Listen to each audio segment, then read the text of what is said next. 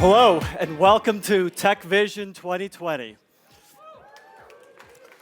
Some of you have been to the event before, and this is an event we do every year, and it's our 20th event, actually. So if you look here, we've been doing the Tech Vision for a while, so it's the 20th year of doing the Tech Vision, and it's 2020 vision as well, so we like to think we're going to have particular clarity this year when we look at the vision as well. But what we do every year is we try to take a different look than what a lot of other organizations do. And we try to look at what's happening with technology and business and present a forecast for how it's changing. So it's not a list of the trends of what's going to be important, the top 10 list of what are the most relevant technologies. It's really about how do executives and leaders at companies or organizations think about what's really happening with all the changes around the world and make better business decisions, make better decisions about where things are going. And if you look back over the course of the evolution of our vision, we've been doing this, as I said, for 20 years. But if you go back, 8 years, we had a seminal moment where we had a vision. We launched it at an event like this, and we said what you see up there at the top, which is every business is a digital business. And that was in 2013. And at the time, people said, kind of said, you're crazy. That's, digital's about, some industries, some companies, but it's not me. But quickly, every business, started realizing they were a digital business, and that became, the code phrase for the last 7 or 8 years, which is companies realizing that digital was the defining trend of the time.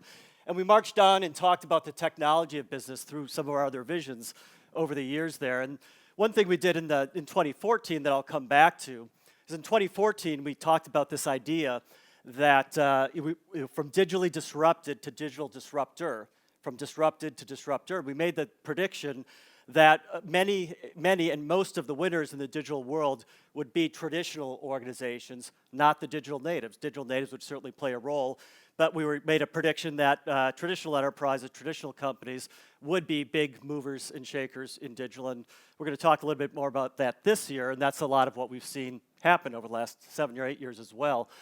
Then we moved on and started talking about a different set of themes, from the technology of digital to the impact on people.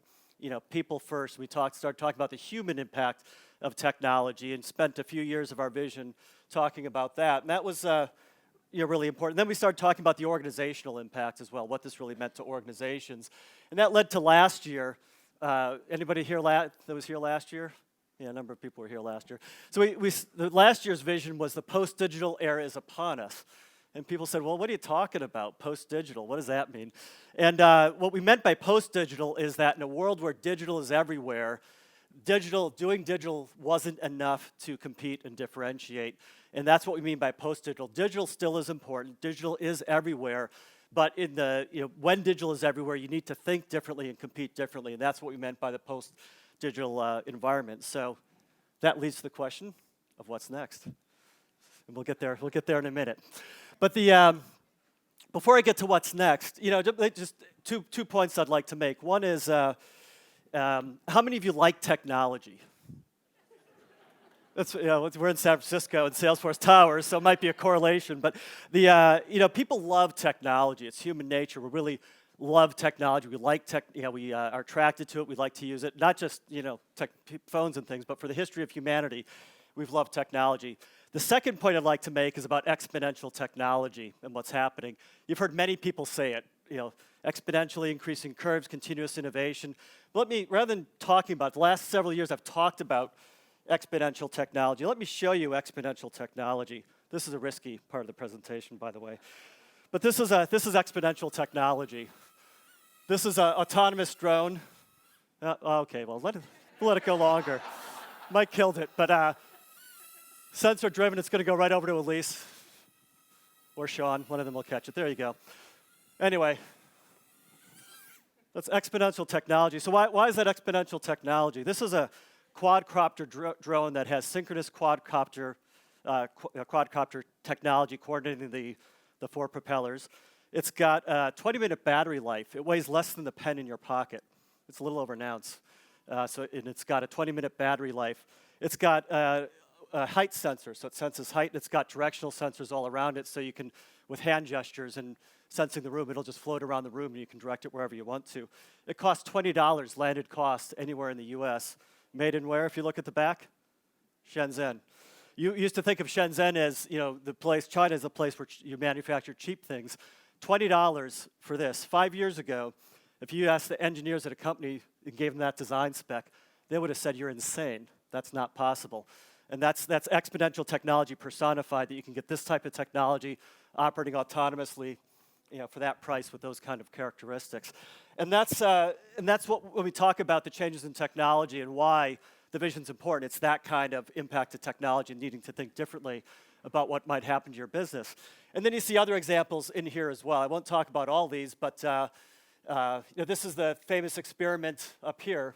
All these people, none of them exist. This is the GANs experiment, generative adversarial networks, generating people from algorithms. They look like real people. They don't exist. It was generated by AI. Interesting experiment. Anybody remember the one in the middle there? It's a black hole, photograph of a black hole. M87 is the name of the black hole.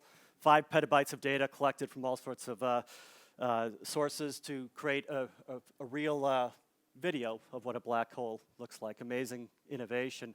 On the right-hand side, San Francisco, where we are, was the first city to ban facial recognition. Questions about how that's going to be applied, what facial recognition will do. Here is, we talked about CRISPR and the vision for the last couple of years. The first real food products that were engineered and genetically modified by CRISPR being delivered to the market now. So again, another exponential technology. Virtual reality here being used at a hospital for surgery to imagine and practice on surgical procedures before you really do them. And many, many others. But the other thing that's been a lot out there in the news and the media has been the trust gap, what's happening around trust. And we're going to get into that a lot more too, is do we trust the technology that we love, and what are the implications of that? And that gets into how you apply it, which is this value concept. So value is what we're all trying to drive with technology, right? If we're working a business, we're trying to drive value, trying to do something useful with the technology. But many organizations are struggling with that. And in the post-digital world, we see a big gap in that we see 10% of organizations that are really seeing the strong returns from digital and from applying innovation. And there's a big innovation achievement gap between other organizations. So 10% are seeing twice the revenue gains of other organizations, and they're seeing the returns that they're investing. And so there's big gaps in how you get the value out of technology. And then at the same time, as you think about how the technology is being applied and the impact on people, there's this values question. So in an environment where people might not trust the technology, where facial recognition is suspect but can deliver value, in an environment where you have tremendous information about consumers, and how do you decide what to use and what not to, this issue of values becomes really important. I think value versus values and how you combine value and values is really the dichotomy that's going to, and the axis that's going to define successful organizations going forward. And when you look at that, the risk is not a tech lash. We talk about a tech lash against the tech companies. The risk is really a tech clash, which is a clash between what people want and what society wants and the business models that companies are using. And it's not just about technology companies. Every company that's deploying products and services digitally using technology, which is every company, faces this risk of a tech clash against them, against their model, and getting it wrong if they're not careful. And this is what we're going to talk about a lot in the vision, which is based on trust. How do you generate that trust with your consumers? So we'll come back. If you were here last year, remember we talked about trust a lot, and trust is even a bigger theme than it was last year. And one statement I'd make is that we see trust as the fundamental currency of this post-digital world we're moving into. Trust is what will differentiate winners from losers, and it really is the currency within which you can build your business and differentiate yourself and compete. So when you look at this environment, what does the future look like? So the theme of the vision, you had to listen to me for a while, but now you see the theme, is we the post-digital people. That's the theme of the vision of Tech Vision 2020. We the post-digital people. And it's talking about how do we as human beings, as citizens, as consumers, as employees, as students, whatever we are, how are we shaping this post-digital environment? What are our expectations?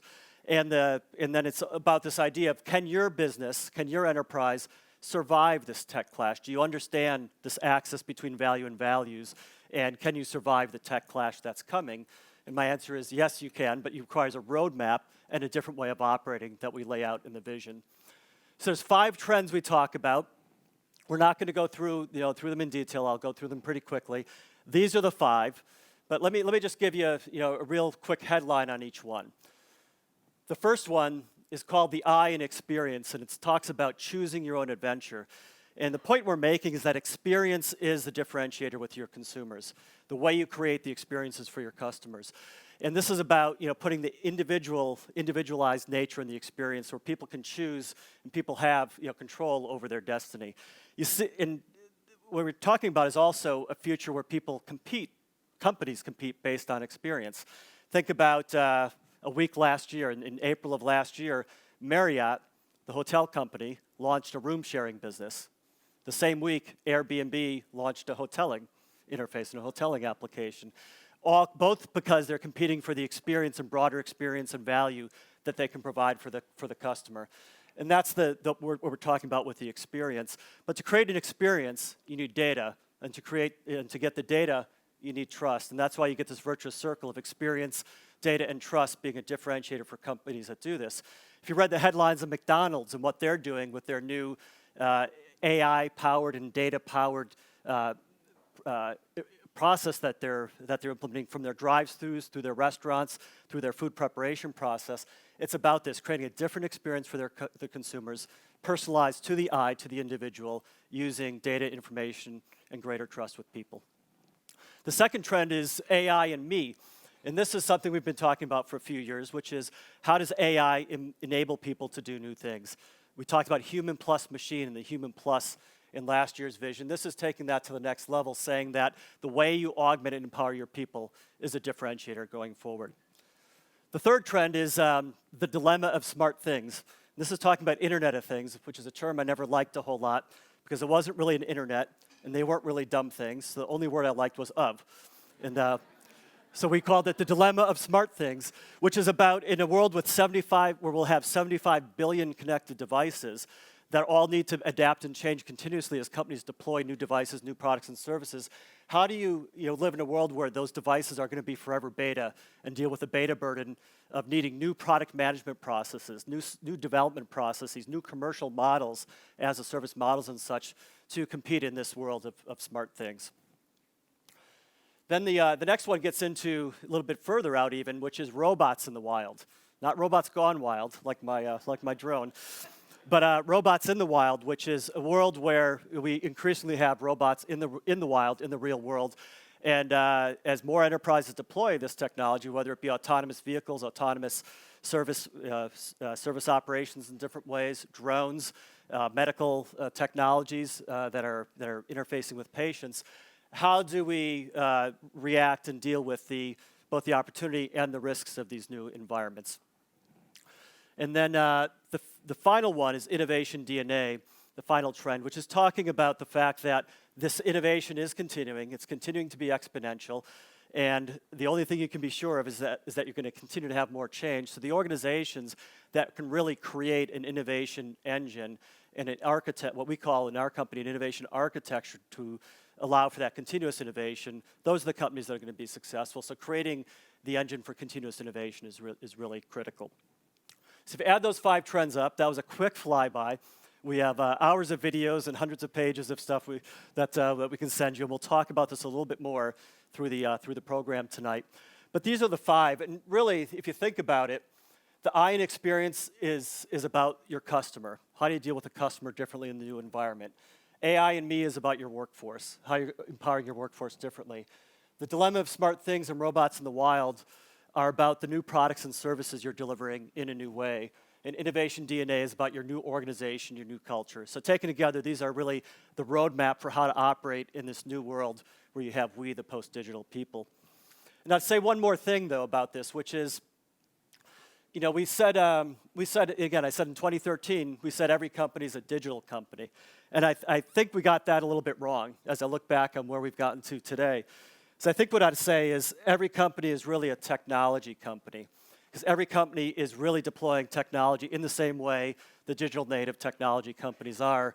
And I think many companies are realizing that they need to be as good or better at technology as a technology company. And that's really the mandate we see at the companies that are those leaders, those 10% who are charging for it and really getting the value out of technology.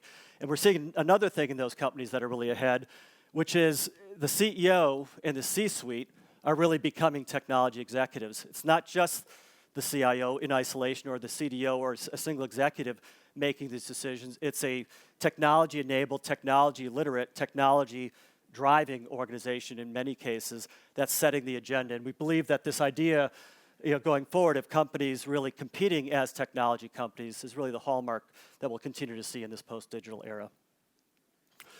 So with that, that's an overview of the vision. What do you think? Makes sense? Some of the ideas connect at least? Yeah? Okay. So we're going to bring this to life in a few different ways. And the first way I'd like to do it is by inviting a colleague and a friend up on stage. So why don't you come up on stage and join me, Dick? All right. Great to have you joining us. We have Dick Daniels joining us from Kaiser Permanente. I don't know if you know Dick or if you recognize him from a lot of the work he's done at Kaiser Permanente and locally and a lot of the things you're involved with. But I thought it'd be great to go right from the vision to a dialogue about what's happening in technology. And you and I saw each other, about a month ago in Davos. We were together in some sessions there, and we connected on some of the ideas that are very related to, I think, what we just talked about. But just to give you a little bit about your background, you're the Executive Vice President and Chief Information Officer of Kaiser Permanente. Been there for a while. Kaiser serves 12 million customers. Is that right? 12 million. Right.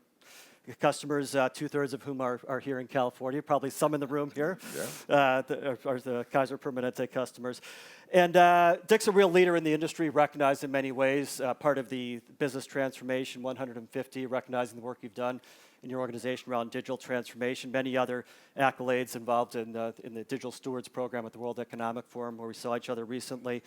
And Dick's really passionate about the power of technology to transform the organization. We were talking about that a little bit earlier, and maybe we can pick up this discussion talking a little bit more about that.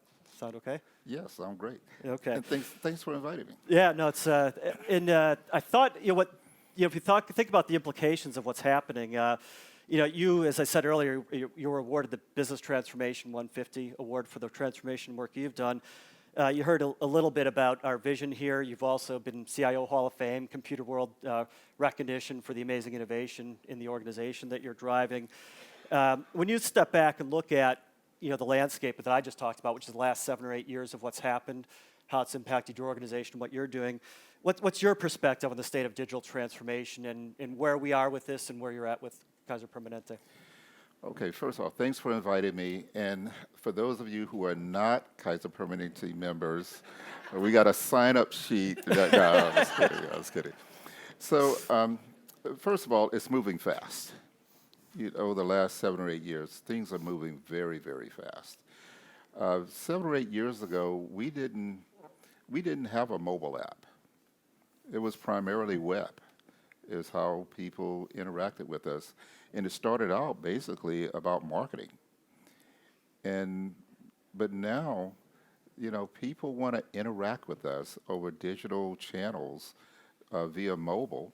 As a matter of fact, the majority of people that come to Kaiser Permanente virtually are using mobile apps or mobile devices, not their laptops or computers. So we just seen a dramatic change in the way that people want to interact with us. And when you think about that, just a follow-up question on that, what do you see in the expectations of your customers then? They're not measuring you just against KP in that case. How do you compete in that world where it's about the device and a way of accessing your applications in a different channel? Just to give a little context, last year we probably had over 330 million accesses into our facility, and from web and mobile, about 330 million. Many of the people who come there, they're coming there to make appointments. They're coming in to email their doctor. They're coming to refill a prescription. For instance, we refilled probably 29 million prescriptions online last year, and we just mailed a prescription to your home. So there are just a lot of transactions that people want to do with us. And interestingly, the expectations are not being set by healthcare. The expectations are being set by their interactions in retail environments, or how people interact with their banks, or the fact that they can order pizza online and have it delivered is like, well, why can't I do that for my medication?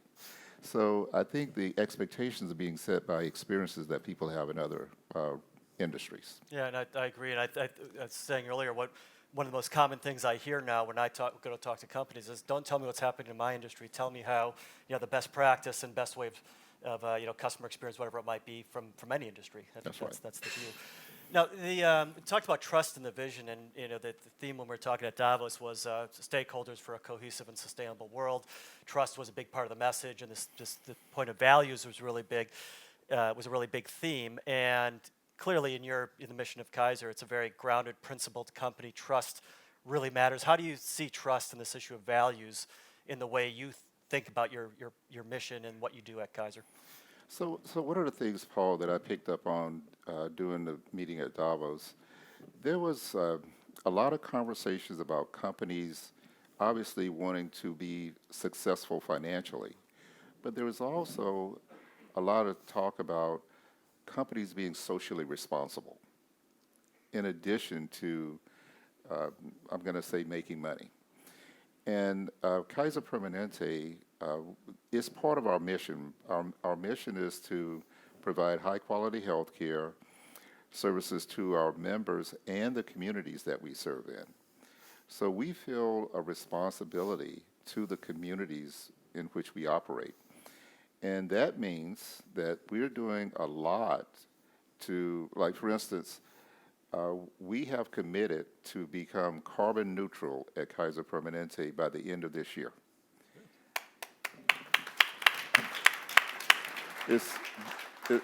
And we have 39 hospitals, over 700 clinics, over 50 million square feet. So this is a big commitment that we've made, and we're gonna get there. I mean, it's gonna be done by the end of this year. So we made that kind of commitment. We've also, because we're in healthcare, we had a conversation about, is our responsibility just medical care? And the reason we ask ourselves the question is there are many other things that affect a person's health other than medical care. So if someone is homeless, if someone is food insecure, all these matter to a person's health. So one of the things that we've done is said, we've got to be concerned about the social determinants of health. So we have done some things. We've partnered with a company that handles, and they have their links into many of these social determinants or social agencies that help people with their social needs. And we have interconnected with them from our systems to their systems. So if we see someone who has a social need that's a non-medical need, we can now enter that into the system, automatically transfer that information to this other company that we work with. And we call this program Thrive Local. And we are tracking and making sure that we close the gaps on those social non-medical needs. So we're doing that. We've also made a big commitment around homelessness and trying to reduce the homeless situation in the geographies where we operate. Now, many of you know that our headquarters is in Oakland. We identified 515 people in Oakland that were homeless. And we call it, the project was Oakland 515, and we have housed all 515 of those people. So we are, so we are making that kind of commitment to the communities in which we operate. And we have programs where if someone cannot make their copay, we call it medical financial assistance. We will assist people in paying their bills if they're unable to do that. And I would say in total, in 2019, we spent over $3 billion on what we call community benefit or community activities, or how we're helping to shape the communities in which we live. The other thing that we're finding out around food is sometimes people don't have parks, or if the closest store that you have access to is a 7-Eleven, that's going to impact people's health. So we're looking at things like that, or things like transportation. Sometimes people can't get to their doctor's appointment. So we're looking to assist with transportation, working on deals with Uber and Lyft to help people with their transportation needs. So we're doing all those kinds of things to help improve the health of our communities.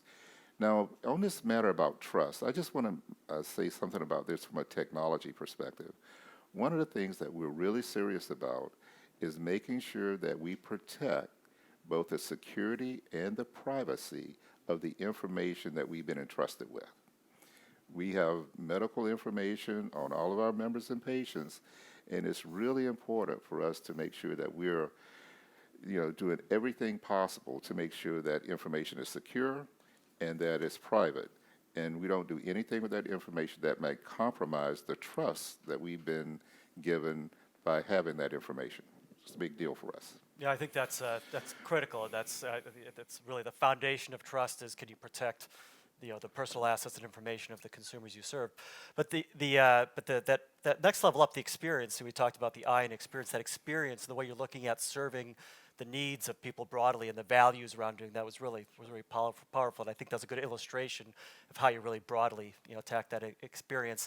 And everything you talked about really gets to innovation as well. And one of the things that I think you and I have talked about a little bit is the way you create the culture of innovation. How do you get that innovation flowing in the organization? Sometimes in your industry, you hear companies talking about the barriers to innovation. It's hard to innovate because of legacy or because of regulation, whatever it might be. Can you talk about how do you create that culture of innovation in your organization?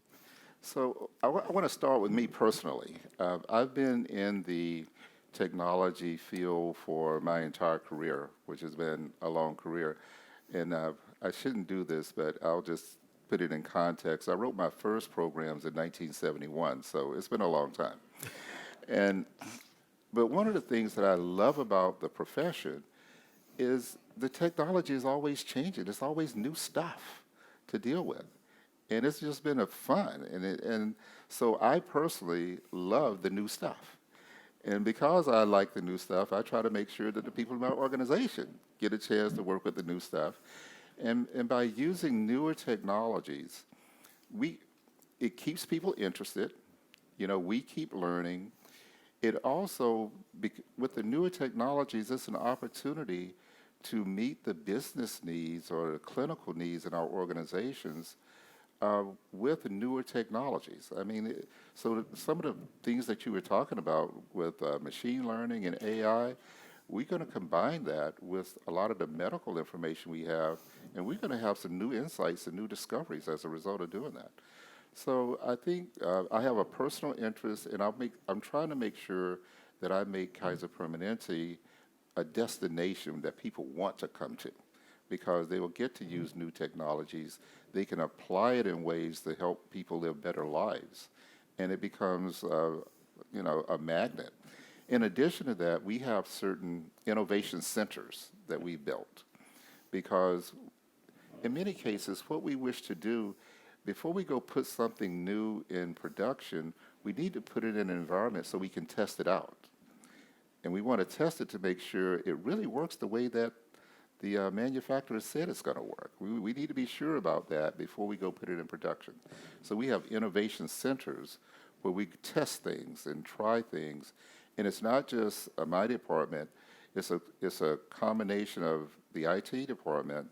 Also, our operational people, even our clinical people, will come over there and look at what we're doing and try things to make sure they will work for them. And facilities, because when you're building a hospital, you want to make sure you build it with the right technologies, but you want to try some things to make sure that they're going to work the way you think they're going to work before putting it in the hospital. Yeah. So that's what we do in our innovation centers. Good. Well, after hearing your description, I think you and I should team up in one of our next hackathons that we do. We love to do that. No, seriously, we love to do you and I mean, we'll go exactly. together. Now, what you just talked about, the innovation, it kind of gets this innovation DNA point, the way you talked about mixing business and the tech, not just playing around with technology, but trying things out and seeing what works and what doesn't. So I think that was a good illustration. The other thing that you just personified, I think, and we talked about every CEO is a tech CEO, and every C-suite executive is tech. You're clearly that in your role. You need to be as the CIO. But what do you think of that idea that every CEO and the C-suite in general needs to be more tech-enabled, tech-literate to drive and lead in the era we're moving into? It's vitally important because technology has just become so pervasive in any company. I mean, there are some companies that are really tech companies where they're selling technology, but even if you're not a tech company, the use of technology in a company, everybody is using it. And we can't go back to some of the manual ways we used to do things. So I think it's incredibly important because in some cases, the use of the technology is how you're going to create competitive advantage. So understanding how to use technology is really important strategically in companies, and CEOs are responsible for strategy. So in technology is one of those, I'm going to say, weapons, if you will, that can be used to compete in the marketplace.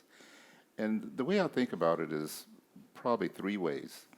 One is the technology can help, I'm going to say, determine how work is performed in a company. So you can optimize the use of technology to optimize your business processes and the way that work is performed, and it'll help you with cost as well and consistency. Secondly, was the point that you were making about digital transformation. I think digital, the way that we can think about it is how are you facing off with your customers? What kind of experience are you creating for your customers? Also, how are you taking care of your employees? What's their experience?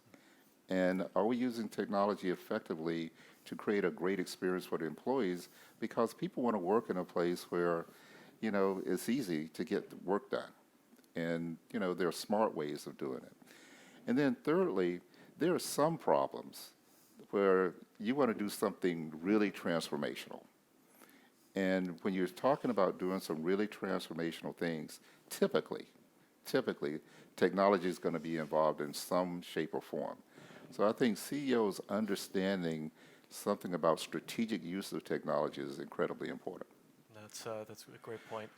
Well, I think we're at the end of time, and I have to thank you for being generous with your time to join us, because you're going off to another meeting that I need you to go to. So I appreciate you squeezing this in. And Kaiser Permanente is a company that I've always greatly admired, and it's been really inspiring to hear your views on how you're looking at the future, how you're changing the future of healthcare and health outcomes for patients and for your customers. So thank you for taking the time to join us. All right, thank you so much for inviting me. Thank you.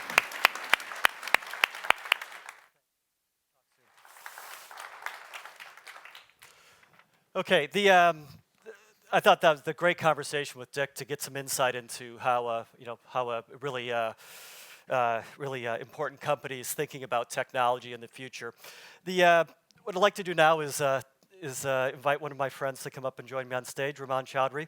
Raman leads our responsible AI programs across Accenture. Responsible AI, looking at how we deal with all the facets of implementing artificial intelligence in a responsible way. I guess that was an obvious explanation of what you do. But we talked about robots in the wild. I think I saw you cringe when I said robots in the wild.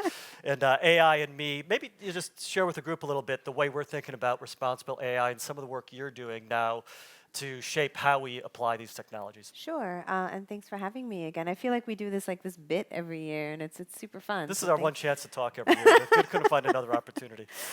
So talk a bit about responsible AI. We see the responsibility component as being more than just technology. It's about the human. So when we think about the AI and me, how does the human fit into a society where increasingly more and more of what we do is touched by artificial intelligence?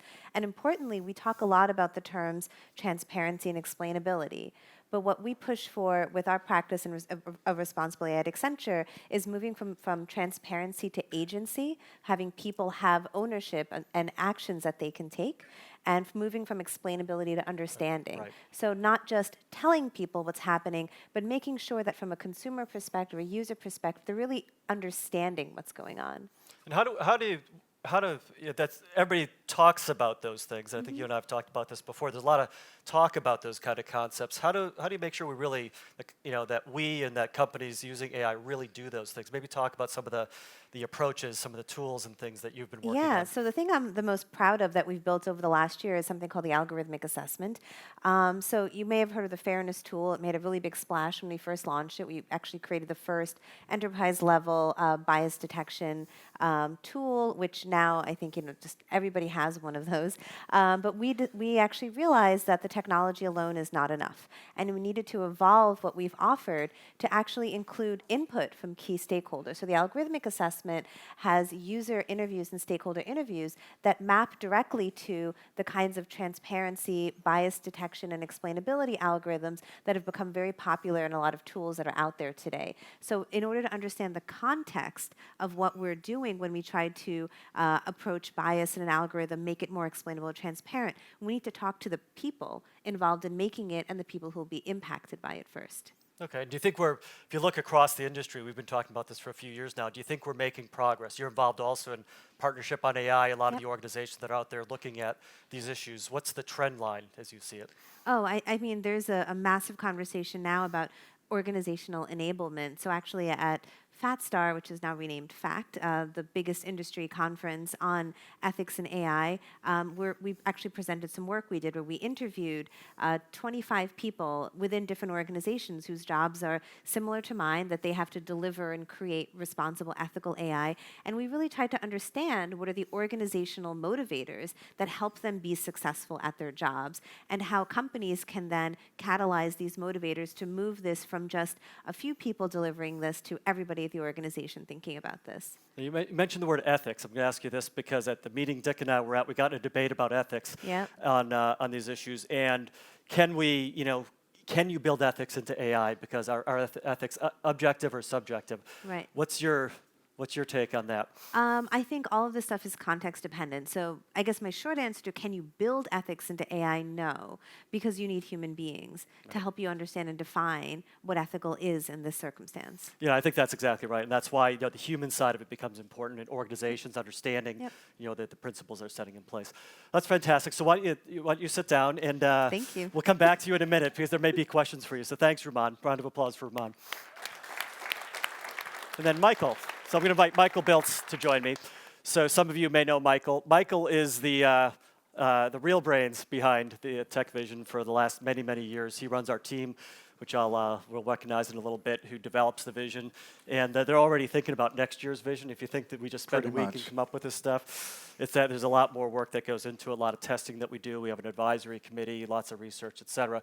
So anyway, that's the backdrop on what Michael does. So you heard me talk about the vision. You and I spent a lot of time throughout the year. You spent a lot of time thinking about this. What's your take, and how would you put the key message of the vision across to the group? Yeah, I mean, I think the key message that I would take away, and probably the thing that I'm most excited about, is that businesses are now starting to cue off of people, like in a really real way. And not that we haven't already, but there's a certain amount of, as we're actually pulling technology into our lives, like in a fundamental way, that says we sold our second car because we're using Lyft, as a replacement. I let Amazon or Walmart into my house by giving the keys so I can get my package delivery. There's a certain amount of a relationship that we're creating with our technology that has never really existed before. But the really fun part about it is as it gets more and more integrated into my life, my expectation goes up. And we heard, from Kaiser's perspective that, there's the expectations that I have a good experience or that I use apps and things like that. But suddenly, you're talking about my home. You're talking about my livelihood, my ability to get around. I can't do my job. I can't, work with my family. People can't raise their kids without cars. Suddenly, you're talking about these things that are very personal to people. And so the expectations are not just that you have an app that works. You have an expectation that companies, if they're going to be a part of your life, have the same values that you do. And when we would talk about this, 2 or 3 years ago when we really started the trust conversation, what was really interesting is that we would talk about trust and everybody would go, yes, that's true, we need to do that, but that's not what my C-suite is talking about. Yeah.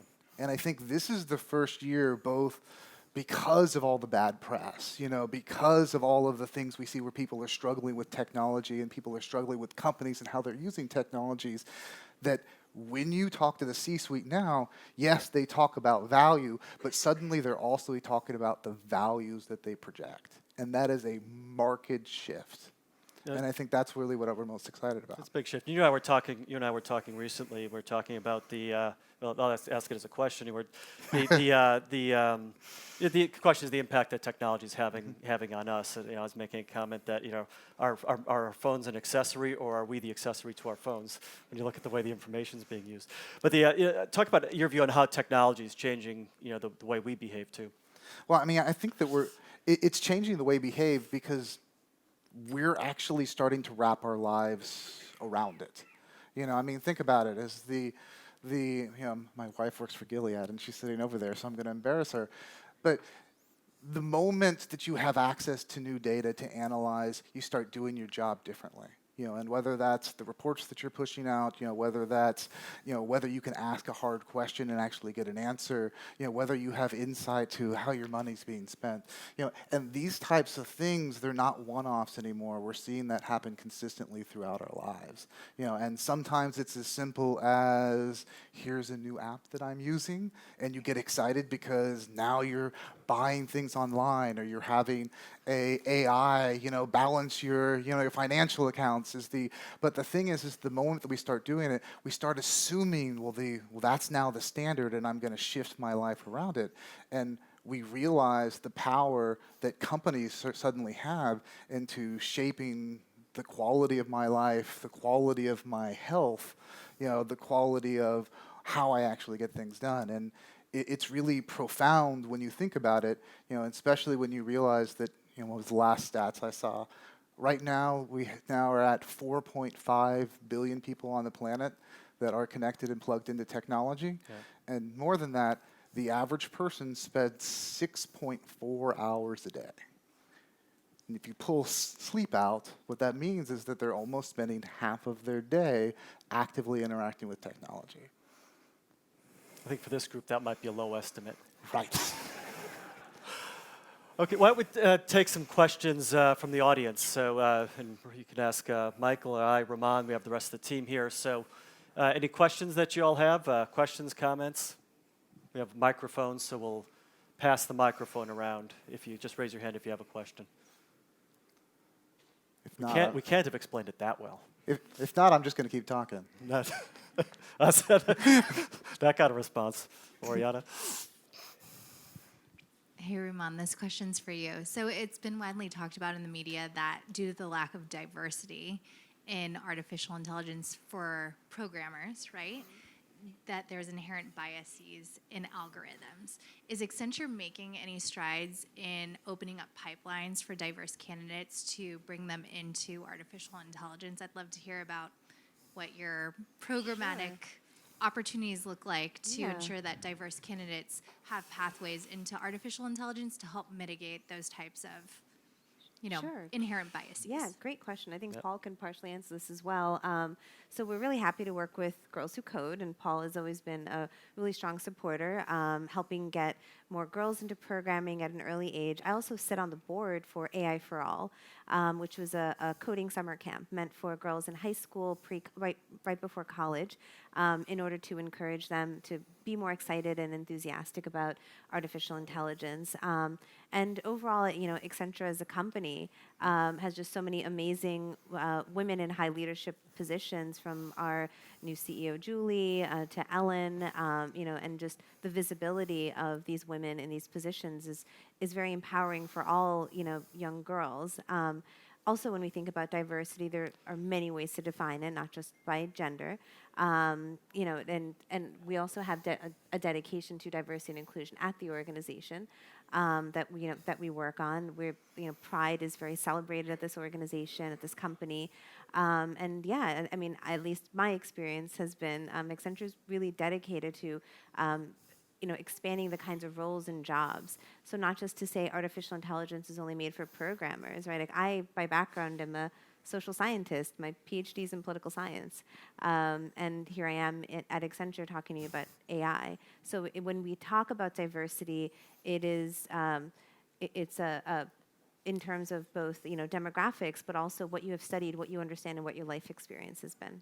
And I'll just say overall, we have a pledge to be 50-50, gender diversity by 2025. We're actually ahead of plan at 44% right now, so we're doing well on that front. For AI specifically, our global AI lead is Athena Kaniora, one of the very renowned, leading expert in AI. She runs our global AI business. One of our top leaders in North America is Gail Serrard. The two leaders of our technology AI business are Adita Ray and Ambe Tiaro. And I could go on and on. So the leadership of our applied intelligence business is largely run by women. That's reflecting very strong leadership that's out in the industry. I could go through and rattle off 20 names of leading women in AI that are driving a lot of research. There can always be more, but I think, I don't know if you'd agree, but there's a lot of very exciting and leading women in Fei Li, many others, Vivian Ming, many others that are really leading the field. So, and then we committed to leadership, women in leadership in AI, committed to the intake and recruiting people with women and inclusion and diversity in AI generally. And then the two of us got involved in AI for All when Fei founded that organization because we thought it was a good way to help Fei really achieve that mission and create a pipeline into Accenture. And we're doing the same with a number of other organizations. Yep. Okay, good question. Other questions?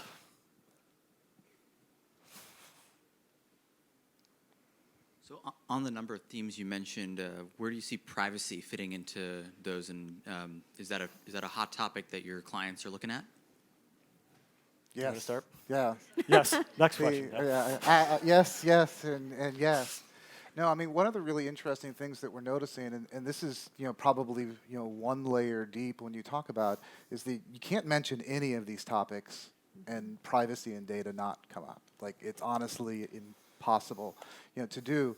But one of the things that we've really started to notice is that when you start talking about privacy, you're talking about something different for most companies.